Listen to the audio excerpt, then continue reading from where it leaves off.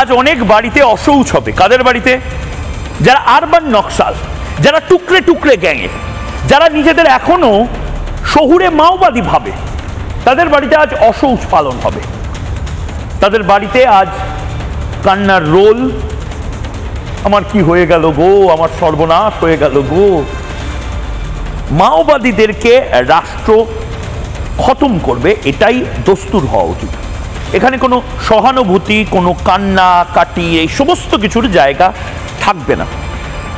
মাওবাদীরা বছরের পর বছর সিম্প্যাথি বা সহানুভূতির নামে যে বর্বরতা চালিয়েছে বিভিন্ন জেলায় জেলায়, বিভিন্ন রাজ্যে রাজ্যে, তারপরে মাওবাদীদের প্রতি কোনো সিম্প্যাথি, কোনো সহানুভূতি ভারতবর্ষের অন্তত থাকতে পারে না।